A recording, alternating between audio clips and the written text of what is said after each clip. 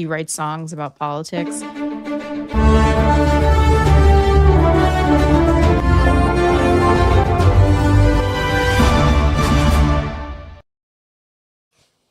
Morning, everybody. It is Friday. It is May 29th. This is breaking news. I'm Julie Roginsky here with Michelle Kinney and Jeff Jarvis. Good to see everybody.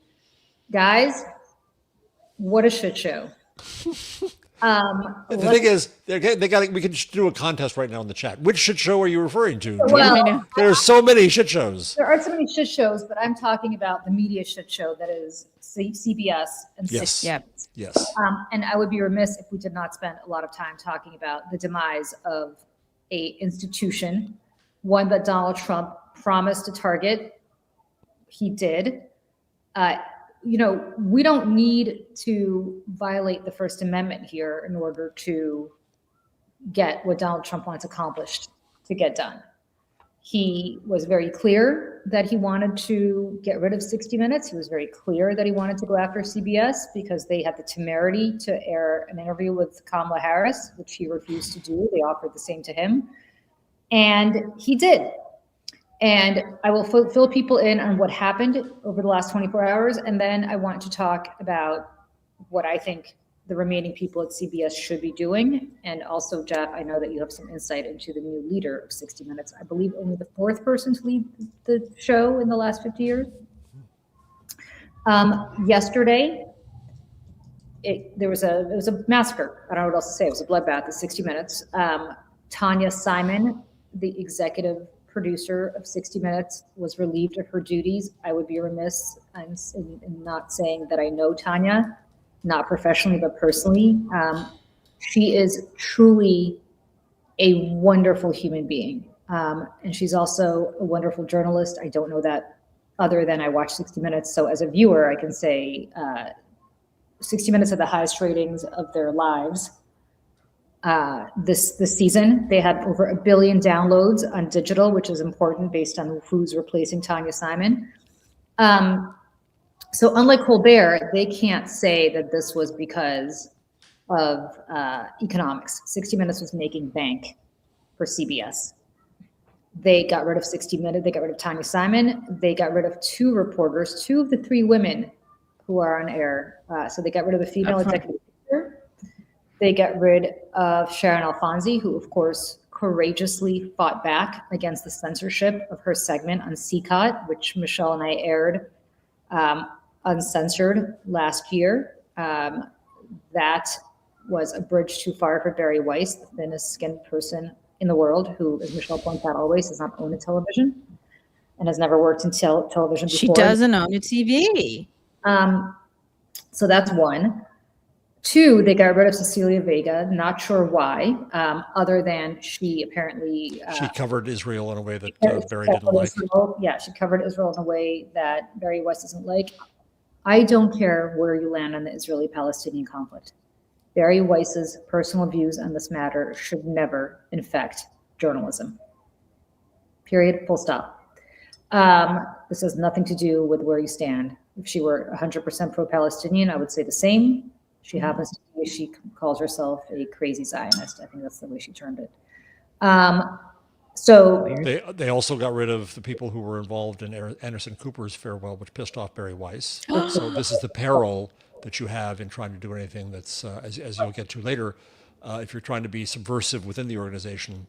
That was a signal. Watch out. You know, just as an aside, because I'm making a video about something sort of related to this, and I watched that speech from Network. I'm mad as hell and I'm not going to take it anymore. And I watched it from beginning to end. And I'm telling you guys, I don't know when the last time you watched it, but holy shit. Holy shit. It is like today. You could watch it and it would be, you wouldn't know. You wouldn't know the difference. For people who remember Steve Croft, one of the longtime 60 Minutes correspondents, he spoke to Oliver Darcy. Status, if you don't subscribe to Oliver Darcy's newsletter, when you're interested in the media, you should. It's worth every penny. He's the best. Yeah, it's a little pricey, but he's just incredible at what he does. This is what Steve Croft said to Oliver Darcy. Since I retired, I often wondered what would happen to 60 Minutes. but I never expected it would be executed by the President of the United States. There is no smoking gun, but the president's fingerprints and DNA are all over this. He's been making threats against 60 Minutes and how he wanted it gone, and he finally got his wish. You know, Bari Weiss didn't have the, we used to call it testicular fortitude, but I would actually say ovarian fortitude because women are tougher, to fire Sharon Alfonsi herself, although she did fire Tanya Simon herself. She called Sharon Alfonsi, and she did not call her. Her deputy, Charles Farrell, told Sharon Alfonsi that she was being terminated by the network. Cecilia Vega's contract is not even up till 2027. I guess they'll have to pay her out. But same thing, this guy, Charles Farrell, told Vega, quote, "We are restructuring in 60 Minutes and your job has been impacted." What a weasel word, by the way. Yeah. You're impacted. I mean, it's like it reminds me of the British office. We have redundancies. So we are getting rid of people. Oh, yeah. Redundancies. Yes. And they're bringing in a guy, and you will talk about this in a moment because you know him, named Nick Bilton. He's the fifth. I was wrong. It's not the fourth, the fifth in the show's history. He is a former tech columnist for the Times. I guess that's how he knew Bari Weiss when she was an editor of the Times, the New York Times. He has been not even a contributor at different networks. He has appeared on them. Congratulations. So has every other person in New York City. That is the extent of his television experience. Once in a while, he'd pop up on networks to opine, which means that I actually have more experience than this guy to run 60 Minutes, which scares the living bejesus out of me. He says, a notebook full of ideas. Oh, yes. Is it sitting next to his binders full of women? Yes. Well, he needs binders full of women because the only woman left is Leslie Stahl. And I want to be very clear about something Leslie Stahl did. According to Oliver Darcy, Leslie Stahl headed into the offices yesterday, early afternoon, the offices down the street here at 57th Street. We all know it well, that block. Apparently, she spent about 10 minutes speaking with distraught staffers. According to Oliver Darcy, she tried to rally the show's team members, and I'm quoting him here, highlighting the importance of continuing to produce tough, meaningful journalism.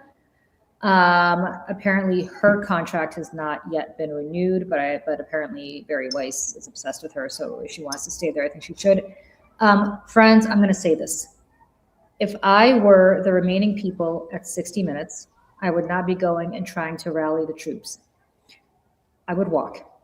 Leslie Stahl is 80 something years old, and she does not need this job.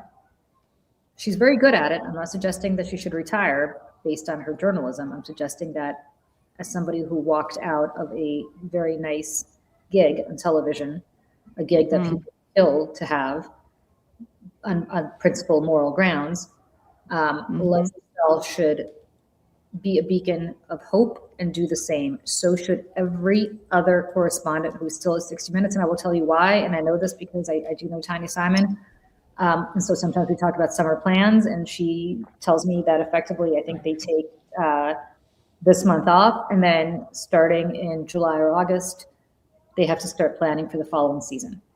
There is nobody left of any influence to plan for the following season. And if every correspondent walks right now, they will have nobody to do the shows for the following season. Oliver also mentioned, and it's interesting, that when they do reruns in the summer, they bring in the correspondents to do the opening intros to update them, to say, last June, I'm going to make this up. Since we aired this story. Jeff Jarvis has, Julie Roginsky's gotten a new dog. But if Jeff Jarvis is not there to do that, as Karen Alfonsi and Cecilia Vega would not do that, they need to walk, and 60 needs to collapse. I am so sorry to say this. I understand that for people like Leslie Stahl, 60 Minutes has been their life. I understand that this is it's in her lifeblood. I get it, and I empathize, and I know that she cannot imagine life without it, because that's been her whole life for many, many decades. It doesn't matter. It's got to go, and they have to go. They need to walk. Now, Jeff, this guy, the Nick Bilton, Tell us. What do we need to know Let about? me start off of what you said about Leslie Stahl. So when I think I've told this story on this show. I quit, and I started Entertainment Weekly, and I quit on principle. And after I hid from the manager I quit to in my wife's office, I went across the street and rallied the people in the bar because I knew that because they had my cooties, they weren't going to last long, and tried to give them sympathy, empathy, and strategy for what to do and what they were going to decide on, because they all had decisions to make. And so Leslie Stahl shouldn't have come to the office. She should have met him at the corner in the diner and listened to them and understood their concerns and understood what strategies there are, what to do. And she's in a position of privilege. And there is a diner called The Flame right on the corner. Right. I was just thinking of the Flame. Exactly. You could have met them there, but go ahead. Right. All right. So that's that. So Bilton is a bit of a character. He was a tech columnist at the time. And, back in the day when David Carr was a columnist, he would call me when he had a story idea and we'd talk for an hour, and I wouldn't end up in the column because they're thinking aloud with people. And so Bilton would do that. My most memorable moment with Bilton was after Google introduced Google Glass, and I have a pair there to my eternal PTSD regret for spending a lot of money. This is so cool. My 14-year-old will gladly take that off your hands. Okay. So I have a Newton too. So I have a Google Glass. I was at the Google I/O when people were there. And there's a tech gadfly named Robert Scoble who was wearing his Google Glass, and he was making a point of wearing it in the shower. And Nick Bilton was having a fit because he was there, and Robert Scoble came into the men's room with his Google Glass on. And he wanted to just get this shock going, this was going to happen. And I said, Nick, no one wants a picture of your junk. And it speaks to the humor of the moment, but also to his ego, to think that this was all about him.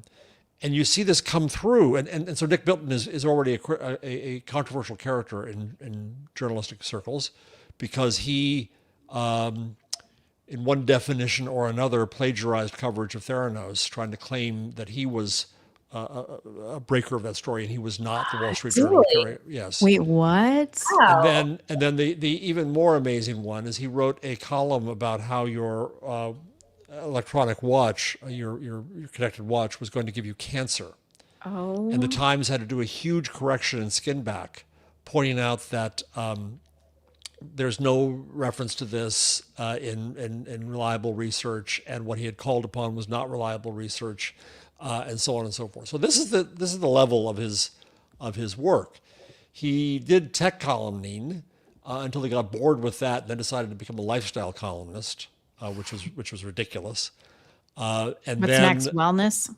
Went to Vanity Fair, and then left to make stories and stuff. He made films. He wrote a book with The Rock, and that's going to be turned into a movie where he's going to make a shit ton of money. And then Barry calls him up, and he says, he was quoted in various stories as saying, well, I wasn't really thinking about returning to journalism until Barry called. And the hubris of the guy is astounding, that he's not nervous about this.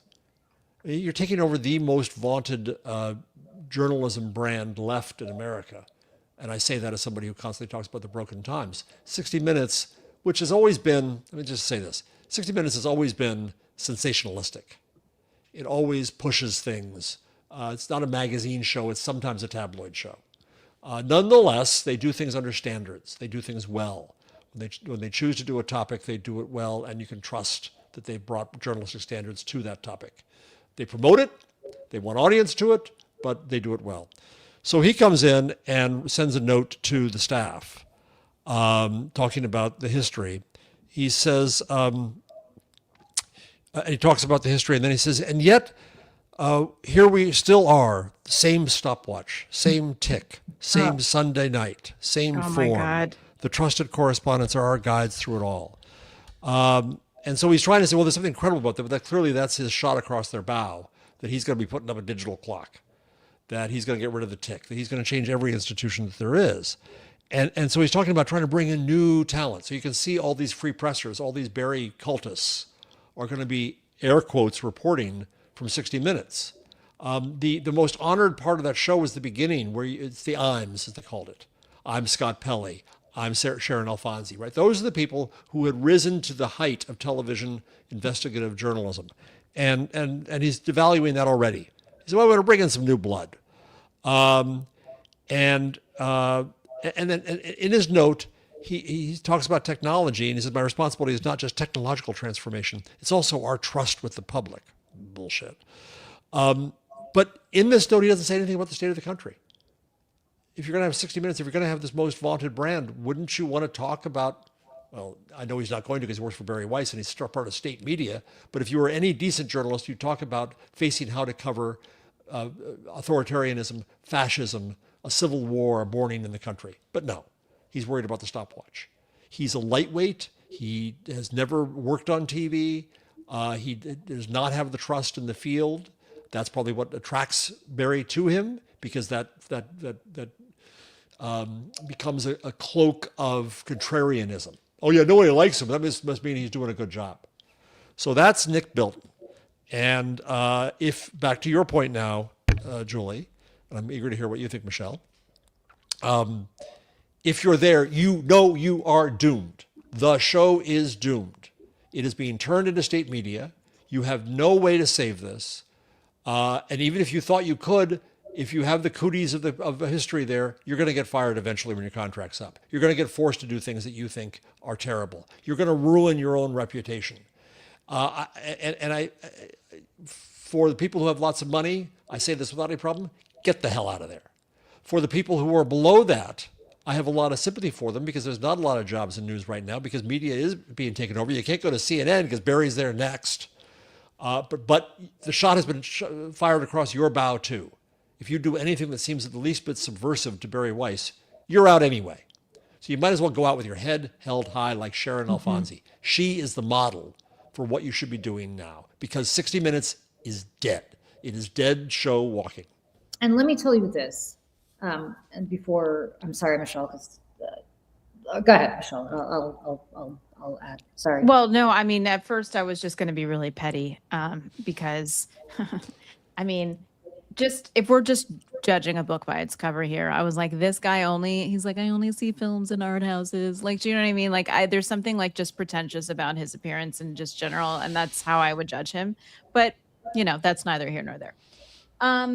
Listen, this is like Kash Patel taking over the FBI. Like when you said the thing, Jeff, about him being so concerned about the clock and like not the actual issues. Like this is Kash Patel sending the FBI agents to go train with the UFC fighters. Like, do you know what I mean? Like these are unserious people. He's an unserious person. And, sometimes we just have to grieve the things that we trusted and the things that have been built into what we are as Americans, and make something new. And that is what so many people are doing on Substack and other places. People like Oliver Darcy, obviously. It sucks because change is painful, and death in any means is painful. You have to grieve it, and as a country, we're grieving so much at the same time. But to that point, I also will say Byron Allen, who is, was he paying CBS to have that slot? I'm like, what is happening here? His ratings suck. And he had an interview where he said, oh, enough with these politics. We're not going to do politics on my show. I'm like, oh, okay, great. I've also never heard of you, which I wrote in the comment section of a post on NPR. And most of the people agreed with me, but man, I got called a lot of names. But they're like, he's been around since the 80s. Where have you been? I was like, I don't know. I've been here since the 80s too. He's been a has-been since the 80s. I don't know who he is. I've never heard of this guy in my life. I mean, Colbert, she so many things about him. He's a fourth-rate comic. Yeah. Who stopped being a comic. You want to know some tea about that just really quick? So I wrote something about it on my Instagram. I know a lot of comics. A couple of them reached out to me and said, like, when people would go out to his show, apparently on the West Coast, there was some show he had before, he would never pay for people's hotels. He didn't pay for people's travel, and like was super, super stingy about everything. I'm like, this guy's a billionaire with a B. He just bought BuzzFeed. Right. And he would send comics or ask comics to come on the show. And like, comedians are gonna They want the airtime. They want, and he's like, this guy sucks. He sucks, and he's an asshole. And I was like, Well, Woo. let me say Anyways. this. Let me say this. I am at the point now where what I would say to Sharon Alphonse, like, I think when you've worked in television, in linear television your whole life, and you've certainly been at a place like 60 Minutes, which is the, like, it's the mecca of what you aspire to if you're in television journalism. Like, it just is. And then suddenly you lose that gig. You feel like, holy shit, there are no options. Like, I am totally screwed. And I'm here to say that was the case, I think, when I did it, right? About a decade ago, there were no options. And I think about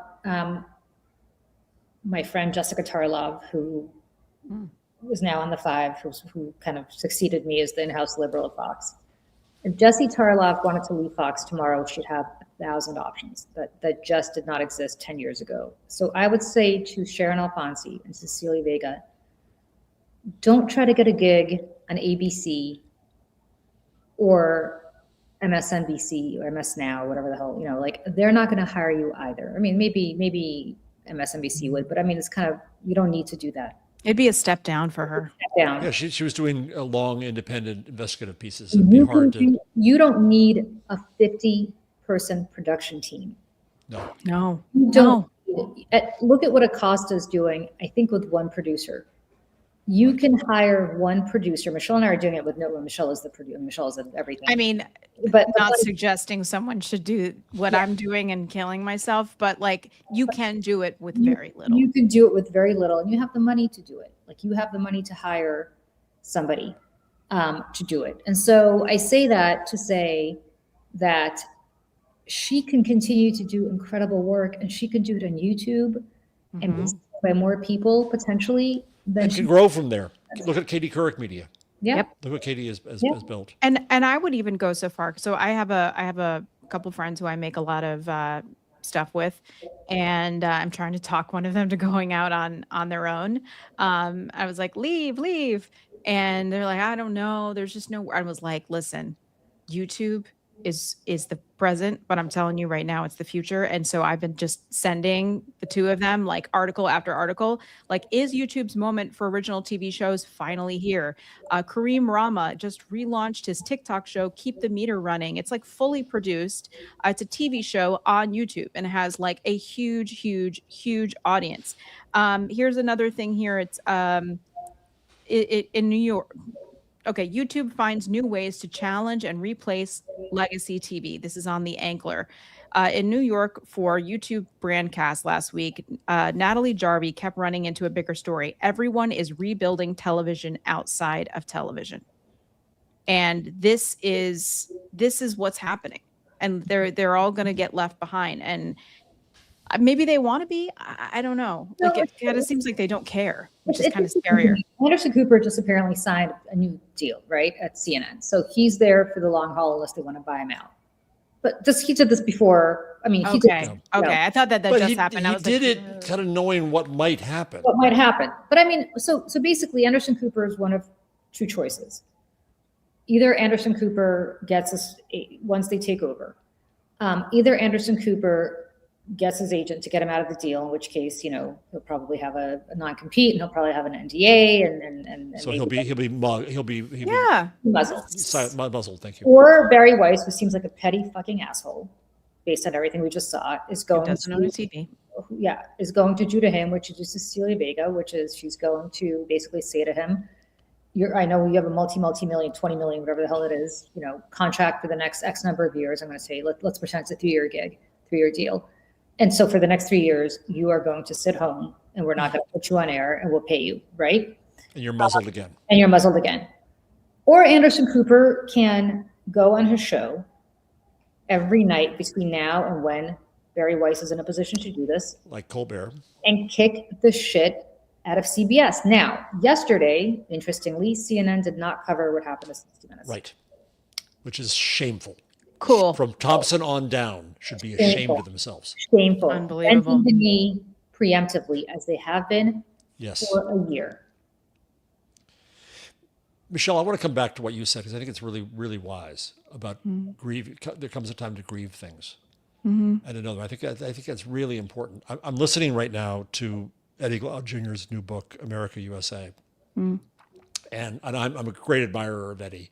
I met him in the green room at MSNBC once, and was privileged to do so. And Yeah. as a professor, what struck me is he talked about to me there about how he brings the text to the platform of television. It's a classroom for him. It's a platform or a pulpit for him, and he's phenomenal. He's brilliant. He begins the book saying boldly, "I don't love America. I never have." And Eddie, when I write something to recommend the book, and I'm already a third of the way through, but I already recommend it. What I'll start with saying is that Eddie always tries to put a mirror to us. This is his mirror, and he forces. When he's on with Nicole Wallace, he constantly says, "Stop talking that this isn't America. When these bad things happen, oh, this isn't America. This is America." Yeah. Yeah. And so what occurred to me as I was doing my constitutional yesterday to get my back in shape, as I'm listening to Eddie, is, I'm grieving for an America that probably never was.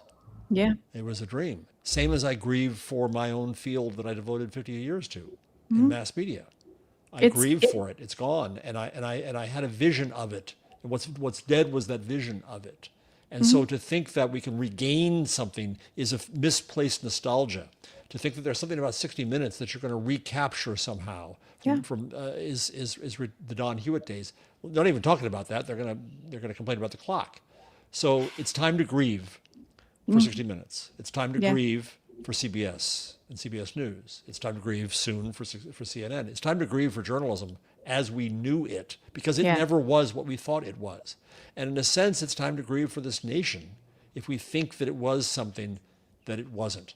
What Eddie says to us constantly when he's on with Nicole is, until we embrace the truth of what America is, we can't then move past it. And I think that's what so much of this is about. And so we're in this very weird position where these institutions that we thought were wonderful, we cared about, are being destroyed. Let go. Let go. 60 Minutes is dead. Yeah. It is dead. It's like And being so in a that's that. relation. Yeah. It's like being in a relationship with someone for the potential, instead of who they actually are. You're on it today, Michelle. Because it's like, no, but he's so smart and he's got the education and his parents are great. And it's like, but it didn't I can work. change or him. they're right. Or, they have a substance abuse issue, or they're, a covert narcissist, like, the list goes on. But I mean, we were talking about this yesterday. Julie and I went live. If you're listening or watching, go back and watch this. We're talking about what's happening at Delaney Hall, and how the ICE agents went inside basically to try and start a riot after they've been torturing these people. There's a hunger strike inside the facility because of the conditions are so inhumane. And we talked about how this country is so deeply flawed. And like, in a way, like, that's okay. You know what I mean? Like, people have flaws. You just have to acknowledge them. If you do not acknowledge them, you cannot fix them. You cannot change them. Like, until, to your point, like, hold up a mirror to ourselves. It doesn't mean, we have to like feel bad every second of every day, but we have to move forward with the intention of trying to right the wrongs. And Julie so profoundly said, I love this country in a way that only an immigrant can. And, it's like, it's why the Make America Great Again slogan was so powerful to people, because I think there is this time gone by before the internet and before the cell phones and before, they outsourced the jobs to India and like everything else. And the Republicans have been very, very good at weaponizing that pain and telling them who to blame for it. Well, it and always also it is the dog whistle to say, we were in charge. We know we're not going to be much longer. So all bets are off. Anything is fair game now. Yeah. Heidi, I don't know what's going to happen to 60 Minutes Australia, which does incredible work. It's all, I think it's separately owned. I don't Yeah, think it has. Yeah, I think they just they license the brand, right? Or like By the way, Russia also has a show called 60 Minutes. It has nothing to do with the 60 Minutes. So like, whatever. yeah. I mean, 60 Minutes Australia, if people, It's fantastic. incredible reporting. And the Incredible. accents add a lot. Yeah. Michelle and I wrote a Substack over on May Day today, which I hope people check out. But I think one of the lines in it was, we've always, because Delaney Hall, which we talked about yesterday, which is in New York, New Jersey, an American gulag where people are on a hunger strike right now because the conditions there. And ambulances were called to it yesterday because ICE agents assaulted detainees there to the point where they had to be taken to the hospital. Senator Andy Kim was pepper sprayed earlier this week. Awful. It is, as the crow flies, I think 5 miles from the Statue of Liberty.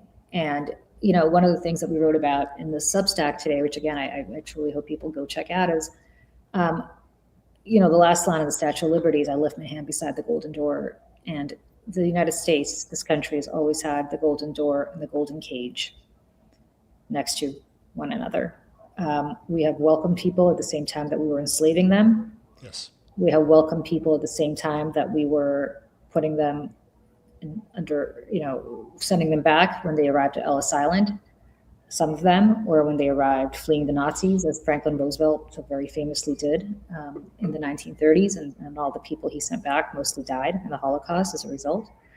And now this. And not just this. This happened under Obama. I mean, this happened. It continues to happen. So the promise of America was that we could all speak freely about what was going on. Mhm. That you were not intimidated by the United States government from speaking your mind, either if you were for or against what was happening, right? It doesn't matter what your opinion was, you could freely voice it. That is no longer the case. And that is a new twist. Yeah. The First Amendment is the First Amendment. You need a constitutional amendment to get rid of the First Amendment. So he's not ever going to do that. He's simply using the power of the office to shut people up, whether it is 60 Minutes or it is going after E. Jean Carroll and Reid Hoffman for funding E. Jean Carroll. Mm-hmm. And it is a message to say that if you say something or do something with which I disagree, I will use the power of the federal government to shut you down without having to eradicate the First Amendment. And that is something that the United States Constitution does not envision. It is something, yes, thank you, NDAs for federal employees. What a great point, Dawson Cat. You're absolutely right. It is something that I think the founders maybe did not envision, because I think they thought a Congress would be so jealous of its own prerogative that they would impeach and remove somebody who would try to do that. They never envisioned this Congress and this president and the Supreme Court. So that, I think, is what we mourn. At least that's what I mourn. It's not the golden door next to the golden cage. That's always been here. It is the threat to people's ability to do something about it and to say something about it. And so that's why I think independent media is so, I know it sounds self-serving, but I don't mean it to be. It's why it's so important, why I think Sharon Alfonsi and Cecilia Vega should never go back to corporate media. I'll tell you a funny story, and Michelle knows a story. I know Megyn Kelly, obviously, from my days at Fox, but also in addition to that, I'm sorry. No, it's okay. So I saw her, our kids, I don't want to disclose whatever. Our kids were in a similar environment back in the day. And I saw her, I ran into her like the day after she got fired from NBC. And, I know her and we were friendly. And I said, Megyn, I'm so sorry this happened to you and yada, yada. She said to me something very interesting. She said, and this was 6 years ago, I don't remember whenever it was that she got fired, well before Substack took off or YouTube really took off the way independent media took off. She said to me, I'll tell you what I'm going to do next. I'm never going to work for another 64-year-old white man again. And that meant Rails, and that meant Andy Lack, who fired her at NBC. And I said, well, Megan, what are you going to do? Because she was Megan Kelly, right? She got the third hour of the Today Show. She said, I'm going to start a podcast. And I said, and to that point, podcast for like, whatever. And I said, Nerdville. yeah. And I said, Right. you're going to start a podcast? Yeah. Really? Seems so low rent, right? Yeah. And she goes, Yeah. watch me. Watch me. I mean, I got to give it to her. I got to give it to her. I've got to give it to her. And I'm saying to you, she's more powerful today than she ever was at NBC or she ever was at Fox. So I'm saying to the people on the other side of the aisle, or just independent journalists like Sharon Alfonsi and Cecilia Vega, is your journalism is sorely needed, your courage is sorely needed, and your voice is sorely needed. And don't ever work for a corporate master that is going to shut you down. I have said repeatedly that if NBC or MSNBC or whatever it's called now, or CNN offered me a contract, which CNN of course will never, I don't want it. I'd say no, which is something I of course would have wanted when I left Fox. Don't want it. Want to build my own thing as we're doing at Mayday. Mm-hmm. The only reason I go on these shows is to drive people to Mayday. Don't need it. Yeah. Don't need it. So believe it or not, I want to do a segue here. We'll come back to this because we want to play a video from an amazing young man in a little bit. But Yes. I want to do a little segue here to the Pope. Yeah. Yes. So the Pope's encyclical on allegedly on AI came out on Monday. I spent a day and a half studying it. It's a brilliant document, I think. It's an amazing, amazing document. It's wise while also being useful. It's not meant for the moment. It's meant for the ages, or for generations at least. I wrote a very long post pulling out what I thought were the good bits on it. And I think it's quite an amazing document. But what I saw in it too was that he was aiming this at technology companies, but he was also talking to media.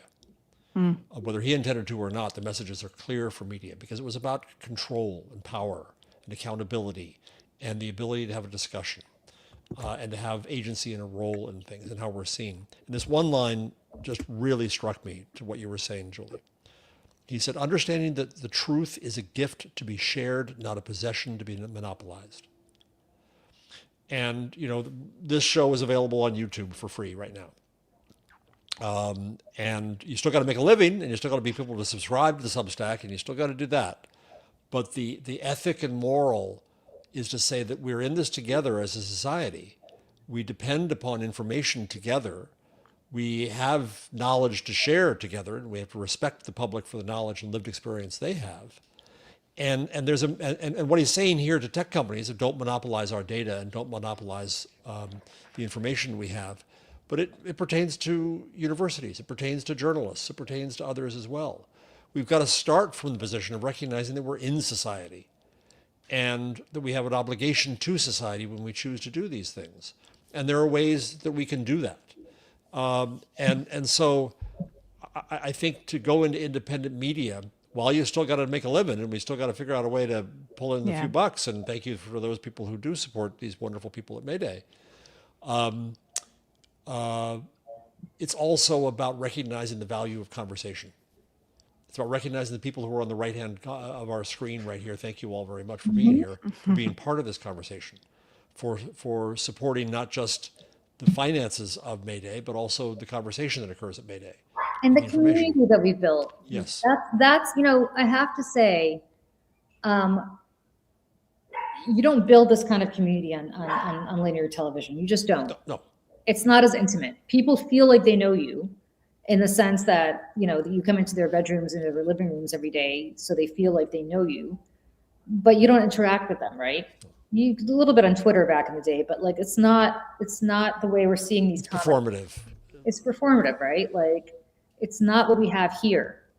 And there are people who are in every chat and every show we do, and we know all about them because of whatever they want to share with us. And we know the troubles that they're going through in their lives.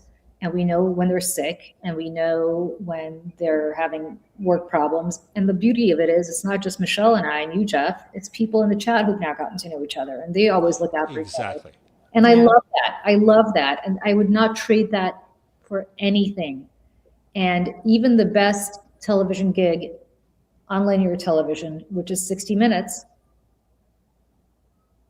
Yeah. A life-changing moment for me in all those new worlds. I went to VidCon. VidCon was started as a YouTube conference, basically, but it's really a fan place for young people and YouTube stars. When I went, my daughter was a teenager when I went the first time, and I'm leaving that morning, and she said, "Where are you going?" I said, "I'm going to California." "What for?" I said, "VidCon." She said, "You're going to VidCon? Like, it's wasted on me. Like, she's the one who should go." And the next year I took her. But VidCon is nothing but young people and these YouTube stars that they have a relationship with, and it's not a fake relationship. It's a very real relationship. And when they can see people there, and they can do selfies with them there, and they can talk. And I saw some amazing scenes in there. The most amazing scene, I've talked about this a long time. They always did mental health sessions. And they would have a panel of people who've talked about their issues and been public about it online and shared that. The generosity of sharing, they're talking about their addiction or their eating disorders or their depression. And I remember a young woman standing up and saying to them with a microphone, "You saved my life." And the therapist who was always on stage at these sessions says, "No, you saved your life." But she knew that she wasn't alone. And that's the Pope's encyclical is an amazing document about just that, Julie. Yeah. It's about community. Yeah. It recognizes that community is the root and the source of everything that we have. And when you ignore community and think all you do is lecture people, and all you do is take money from them, or take their data, or take their advertising attention, or whatever it is, you're exploiting them. Yeah. You're not part of it. Journalists like to think that they are apart from the public and apart from communities. And they like it. Oh yeah, lot. oh, they love it because they can judge from above, right? And they can act like puppeteers, and they can act as if they're better than everybody else because they're judging everybody else, and they act as if they're somehow suprahuman in that they don't vote. Some of them. I remember I'm Katie above Tur that. mentioning, I got to the end of Katie Tur's book and she's like, "And I didn't vote." I was like, "I'm sorry." Yeah, I'm no, sorry. you have a responsibility, the same as us. They're not telling you Right. how to vote, but Yeah. but She's be like, "My part of vote us." is in my reporting." I'm like, No, "No." that's also No. a really weird way to say it. Yeah. So She's also married to Tony. Yeah, well, there's that. The couple, yes. So this is, I mean, it's amazing how we've gone up 40,000 feet and above into the heavens here. Because what's happening in 60 Minutes is not just about the gossipy details of a primetime TV show. It's about the institutions of this country. It's not just about the institutions of journalism or television or media. It's about the country itself. Yeah. And this is where we are. And we've got to recognize that though we cannot depend upon those old institutions anymore. We've got to build new ones. And I've got to say, the right-wing media ecosystem is way ahead of us on this, Oh, right? yeah. Oh, decades. Like, nobody's going to shut down Tucker Carlson. Nobody's going to shut down Megyn Kelly. Nobody's going to shut down, whoever is taking over for Ben Shapiro or Charlie Kirk, or, people who obviously Ben Shapiro seems to be imploding and Charlie Kirk is no longer with us. Ben But, Shapiro also praised the hiring of Nick Bilton in 60 Minutes. So if that tells you all you Oh, need to for know. well, Christ's sake. because they're all on the same page. Yes. And They're just like fluffing each other constantly. It's Well, like so gross. yeah, I mean, look, he and Bari Weiss are close for reasons that his media empire is collapsing on the right for the very reason that he's close to Bari Weiss and her viewpoint. Right. So, look, the left has got to wake the F up, seriously. Because while I talk to members, I'm a political consultant in my real life. So I talk to members of Congress all the time. And they're like, "Hey, can you get me on to Abby Phillips' show?" Or, "Hey, you do a lot of MSNBC or MS Now. Can you?" Well, people still think this matters. And Yes. I Oh, yes. literally have said this. I'm like, are you kidding me? I get more people reading my Substack, I'm not joking, than watch Abby Phillips' show. Mhm. Yeah. There was What do you days do? when the show I was producing over at LP once a week had higher numbers. There was a night that we had a higher number than the primetime slot at CNN, and I was like, Yeah. "Oh, Abby Phillips got the #1 show at CNN, and guess what? And we've talked about this before, but it used to be years ago when I was on CNN or MSNBC in the day, I would leave the studio and my my Twitter would be taken off. Never. Nothing now. Never. Nothing. Nothing. Not a mention. Nobody's watching. Nothing. yeah, Nobody's yeah. talking about it. It's, Unbelievable. It's unbelievable. yeah." And And Yeah. and so, why? Why do you want to be, God bless Jamie Raskin. what is he doing? I mean, I get that his district's right down Connecticut Avenue from the MS Now studios, but I mean, like, dude, get a Substack, get on YouTube. Yeah. What are you doing? It's this, BAOC. it's stubbornness. It's like this stubbornness, and it's like a refusal to change. It's like, like who is it that I saw the interview with the other day? Oh God, why am I blanking? Oppenheimer movie director. Why am I blanking? Oh, Do you know what I'm talking about? Oh my God. Why Yeah, am I blanking? Anyways, he just did an interview, right? yeah, and he was like, I don't email. And I was like, Christopher Nolan. yes, Jesus Christ. Thank you, Sorry, Google. that was embarrassing. I'm older. It would not come out of my brain on its own. But Embarrassing on my I part. type fast. But he was like, I don't email. And I'm like, first of all, like, okay. Second of all, must be nice to be you and, a successful white man, and not have to email and not have to play the game and, participate in a system that may or may not be bad for our mental health. Like, must be nice. But it's a stubbornness from our side of thinking like, no, we're above this. We're above this. And no, we do the TV and we do the MSNBC because that's where everyone's going to see us. And it's a broad audience. And I'm like, no, it's gone. No, It's over. It's over. No. Like the only people who really seem to understand this for the most part are the younger members. Like AOC and others.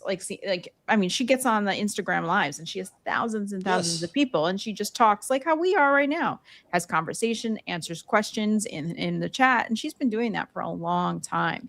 And for however anybody feels about that, I mean, she's an excellent communicator, and people feel invested in her. People feel like they know her, and what that leads to is trust. That is trust. And that's the kind of stuff that, I mean, we want to build here. And it's, if we're wrong, we're wrong. We'll admit we're wrong. But we try to bring the truth and our opinion and our points of view to the people who want to be here. And whether that's one person or 1,000 people, it doesn't matter. You want to show hope for the future and show that video of the young man. Oh, I do. Hold one moment, please. So this what you're about to see is a high school student. Yes. Who has more courage than most of the staff of 60 Minutes. Well, and we should talk about what he got. He got the Mike Wallace Award, right? I don't think that's in the video. He got He got the Mike Wallace Scholarship. Which, Mike Wallace was the great 60 Minutes correspondent, really emblematic of the courageous reporting at 60 Minutes. A horrible person in real life, from what I understand, but that's neither here nor there. What's Chris Wallace like, since you probably worked with him? Okay, never mind. Oh my. We're just trying to vamp so Michelle can bring up the video. No, I appreciate it. Yes. So, but I have an NDA there, John. Yeah, exactly. Although I don't think it covers Chris Wallace, but sometimes silence says more than. Yes, exactly. Anyway, but the point is that he got this incredible award, which was basically an award for high school students for great journalism and truth telling. And he's at the Emmys, which means that the industry is there, the people who matter are there, the power is all there. Was Bari Weiss there? I don't know. Was she? Maybe. I don't know. But certainly people from CBS were there. Yes. How many tables did she buy at the White House Correspondents' Dinner? It was like an obscene amount. That would be 10, Michelle. 10 tables, and Pete Hegseth sitting with her. Pete Hegseth, who, let's just take the Secretary of Defense out of this, has been credibly accused of sexual assault, has organizations gone under because of his mismanagement of funds. Extremism, not being allowed basically to serve in the National Guard after January 6th because they didn't think that it was safe for him to be there the day of the inauguration for Joe Biden. I mean, like, this is what we're propping up. And then addition now is as Secretary of Defense, doing some war criming among many, many other things, and firing women and firing Black people and firing trans people. The list goes on. These are bad people who, by the way, also Pete Hegseth, I don't know if you guys saw this, where he spoke at West Point. Was it last weekend, the graduation? He invoked Charlie Kirk. He quoted Charlie Kirk. He went on to say that diversity is not our strength. He got a little bit of booing. I mean, it's Fired women and Black people promoting them. He is because he didn't want them to be standing next to Donald Trump because he wouldn't like that. refused to have did not do a Catholic mass for Easter, just as fundamentalist Protestant weirdo priest thinks women should be voting if give their franchise to their husbands or their brothers or their fathers. Whose pastor he has elevated and brought to Washington, D.C., who has said that they should repeal the 19th Amendment and that women should not have the right to vote. And it doesn't take any special talent to birth children, and that we should not, basically have any pride in that. We should just shut up and do it. Yeah. These people are horrible. Horrible. And Pete's got a Crusader cross, the Jerusalem cross, which of course, the Please. So that's our awful present tense, but here's the future tense. Right. And that is who Bari Weiss, the head of CBS News, had at her table and basically elevating him, honoring him. Please come sit next to me. We're so proud to have you at our table. That's what we're dealing with. I'm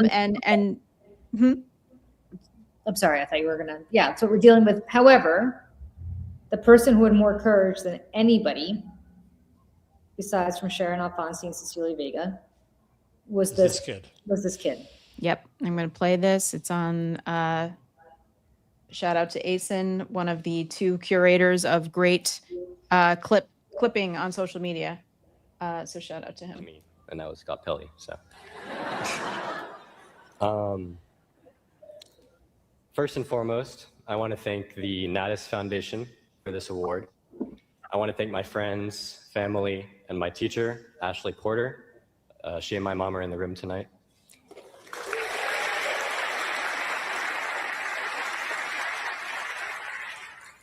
I want to thank them for the resources and the support that I wouldn't be here without.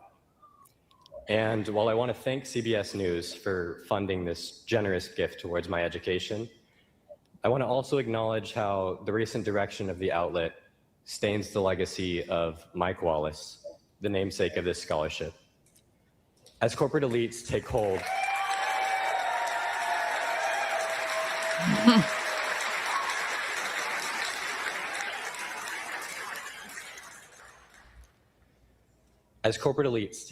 over the very pipes through which our information flows, journalism that serves the people becomes increasingly harder to come by, yet ever more crucial.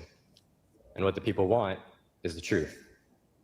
So if at any time you hesitate to utter the word genocide or remain silent in the face of blatant lies, remember to ask yourself, who is this for? I hope you choose us. Thank you. Amazing. Amazing. Yeah. Santiago Campos. Give him credit and hire him. Yep. Yeah. How fully and sometimes I look around, I'm like, the kids are all right. And they're angry. I mean, I think there's so many of them that are nihilistic, but I'm hoping there are more like this young man who's angry and he's had enough. And he's like, I don't want to live in a world that you all have created. And the presentation of youth in media is so awful. My broken times moment for the day, because I have to have one, it's the law, is the New York Times headline.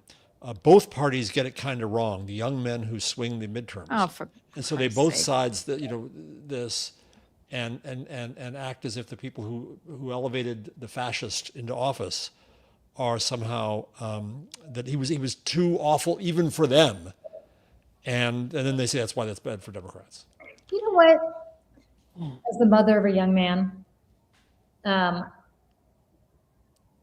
so sick of this shit. I'm so sick of this whole, the male loneliness epidemic and liberals, and feminists have left men behind, and this narrative that permeates every one of these stories, including this one, Jeff, because the subtext here is that these men are lonely because they're entitled to be laid and women are not having sex with them because the women are going to college at higher rates than men. Yes. Out earning men. And can yeah. I just want to add something because the conversation that I've had with many of my single friends in their 30s and 40s the last couple of days is let's talk about the loneliness epidemic as it pertains to us, and how we have lifted our standards. We have standards for ourselves now, and we're incredibly lonely. Like, we Yes. want partners, Yes. like we want children, we want families, but like we also don't want to enter in something that is we're going to lose, or we're going to have to babysit another like grown ass man, or have to pick up the slack for, you know, all these other responsibilities. Or like, because I have standards now, I'm alone, and that sucks. Do you know And, that? like, Do you know that in my 30s, I never dated a guy who made more money than me. Never. And it's not that I was making crazy bank. I'm just saying that, like, women were, and this is in New York City, right? Like, I could have dated a hedge fund guy, I just didn't want to, right? So if you're not going to date a hedge fund guy or a partner in big law, chances are, like, and it's not about making money. It's about the fact that I worked my ass off. That's where I was by the time I was 30 years old. Michelle and I talked about this. Michelle said, did you ever have like weird jobs when you were in your 20s? And I was like, no, because literally I was afraid to take a day off because I was so career focused that all I did was work. I'm not suggesting people take that career path, because that's also completely mentally crazy. And I'm sure at some point I'm going to have a total nervous breakdown because I haven't had a day off in 40 years. But having said that, so again, I'm not recommending it, but I say this to say that, like, if you want to date, if you think that you are entitled to have sex with successful, attractive women, then maybe do something that makes you worthy of having sex with successful, attractive women. be a nice person. Be a good guy. Well, but I've got the there. solution. I've got the solution for all your friends. I've got the solution for all of this. Just go to the Free Press Supper Club Oh my God. with Bari Weiss. Please. It's the please perfect. It's the perfect full circle, isn't it? Yes. Please So she tell sends people. out now. She as part of the Free Press business, which was bought for what was it, $150 million by the Ellisons. She's continuing to work on that while she's ruining 60 Minutes, and she started the Free Press Forum, a new digital home for paid subscribers, trying to bring them in. And then she wants to bring them into the Free Press Supper Club, where it's part salon, part blind date, part old-fashioned dinner party. You answer a short questionnaire. We match you with a small group of free pressers in your city. I cannot imagine a torture worse. We send you to a great restaurant, and God knows what cut she's getting to that. You show up for supper. The rest is up to you. The first supper club's in 12 cities in 3 countries, taking place June 18th. But that's not all, folks. Join now, and you can go on Free Press retreats and excursions. You could be trapped with these nut job cultists. And I don't know if they're going to be cruises or not, but you can probably go on cruises with them and take all kinds of germs. How much? No prices. You think it's you register for your interest here. Wow.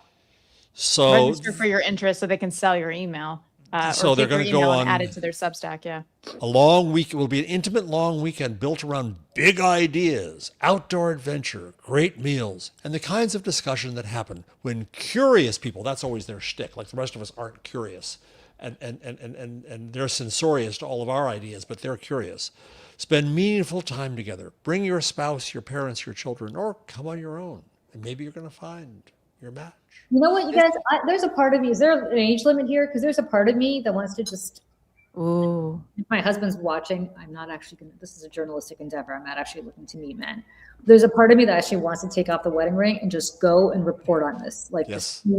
just see what, Infiltrate, yes. like, see what actually happens there. Borrow Jeff's Google glasses and film everything you see.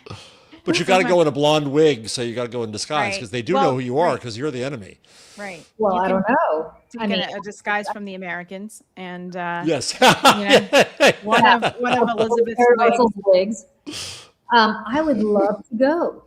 Yeah. And, That would- and just see what happens. Like, is it a bunch of weird, awkward people standing around? Which, by the way, is every kind of situation. I'm not suggesting. I was going to say this sounds like worse than a weekend at the Poly. Well, that's not all. That's not all. There's There are also also free press excursions. We'll take you farther afield, curated trips with free press writers and contributors, exploring places that help explain the world we live in, from the battlefields of Gettysburg and Normandy to the Vatican and Rome. and Gaza, because of course, Bari I Weiss. wouldn't doubt it. Once the condos are built by the Yeah, Kushners. exactly. Jesus. Well, This is the banality of evil, the idiocy of fascism this is who's running 60 Minutes. She's emulating the New York Times, just so you guys. Oh, yes. Because the New York Times has these cruises that you could go on and you can meet, like, I don't know, I'm not making this up. Do these people have an original thought in their heads? Honest to God. Come up with your own thing, first of all. Michelle, why don't we do a May Day excursion? Everybody can go, Michelle. What do you think about that chat Who's room? paying for that? The local diner down the street. Come have a bagel on the Upper West Side together. Yeah, that's more like That's it. our speed. More like it. We'll meet outside Zabar's and we'll go get some. Yeah, meet me in the median on Broadway and 80th Street, and we'll sit on the park bench and talk about how nice the birds are. I mean, honest, like it's I can't with these people. It's and I was thinking like Nick Bilton's the opening to that letter that he sent everyone. What was it? What were the words? Hold on. Walking into this building and putting my name on this job is the honor of my career. This, I'm not suggesting he did. It's reading a little Chat GPT. I'm just saying. Some of the flow. And it's just so kind of like over the top. Same stopwatch, same tick, same Sunday night, same form. The trusted correspondents are our guides through it all. That reeks of ChatGPT. But listen, even if he came up with it on his own, it's super cheesy and weird. Yeah, and this is like Stephen Miller writing, right? It's like over the top. It's like extra. It's so extra. And they have to, because they're not good writers and they're not terribly creative and they're not terribly bright. So they have to add all these extra words that they found in the thesaurus to try to make up for that. And this is an example of what they all do. I mean, anyways, it's just like it's so gross and it's so fake and weird. And the Free Press, every time I open Substack, I'm like, they're number one every single day. Every day. Well, but that's also that's the issue with Substack. And Substack's it's going to be interesting what happens to that business as the Ankler leaves and others leave. Yeah. The 10% that it takes is a high tax. Barry's going to leave Substack. They're promoting her now, trying to hold on to her, but she's going to leave much more Substack. than 10% because it's 10% plus, I think, like 4 or so for Stripe. So you're talking about a big bite of your revenue. Trust me. Oh, right. Stripe's like another 2% or something, 2.5%. Yeah.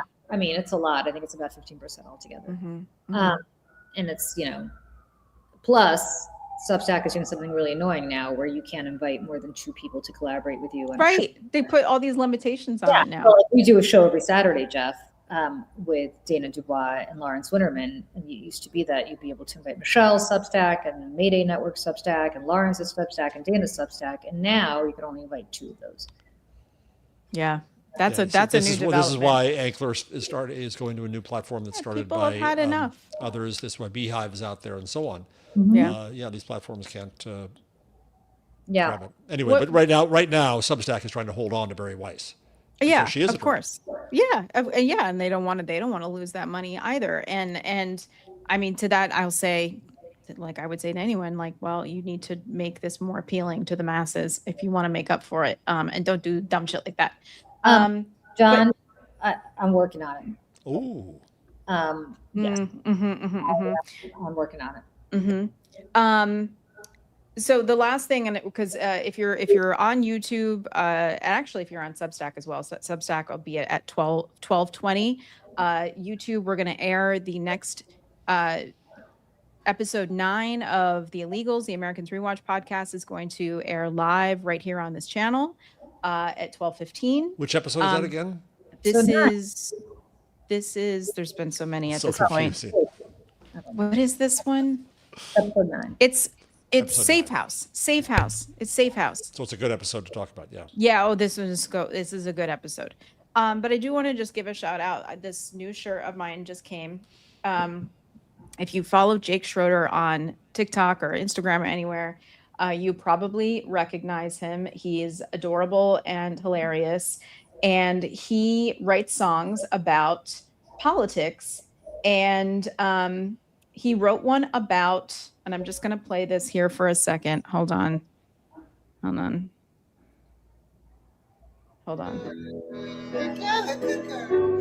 you go away? I'm just but I didn't know who you were. So dumb. Bitch, what the hell you doing? Okay. nothing. So anyway, so he wrote a song about Erica Kirk and called her a stupid FIRK, FIRK. And her lawyers, I kid you not, sent an email to him that said this, cease and desist, and that he had to take it down and that it was defamatory. And he was like, So he put the email on a t-shirt and donated all of the proceeds to Planned Parenthood. So if you would like to partake in this, Frosted Jake is the name of his account. Go find him. He's adorable and very funny and hilarious. And he writes songs every single day that's about the news and stuff. And he's the theater kid. I love theater kids. So anyways, cease and desist, Erica Kirk. No, that's not defamatory. For those of you on audio, Michelle is proudly modeling. The Yes, next yes, thing I in am. fashion. I am. It's not, listen, is it, is it designer? It's It needs not. a blazer, yeah. It needs a blazer, maybe, and like a little heel. But for the most Little part, kid- it's Kitten heel. well, I would never. Kitten heels need What to be is, outlawed. what is a FIRK, Michelle? People are asking. I think it's the F word, but Like Kirk. FIRK. Okay. Yeah. I do want to just be conscious of the fact that we are about to Yep. go live. So we Yep. gotta, please stick around right Mhm. now. Just stay here. And, or Yep. You're part of something bigger now. The audience for this, for May Day is up, right? Yeah, it's crazy. In the last week. week, we have tripled our audience here, which is just bonkers. Do you know what drove it? It was the Colbert thing, There. which is a whole All right. saga. But yeah. We gotta Congratulations. check. Yep. So good to see everybody, and we will see you all tomorrow for Saturdays for Sanity. Yep. 9 a.m. And Julie and I will be in the chat for the Americans rewatch. So we'll see you there. Bye-bye. Bye.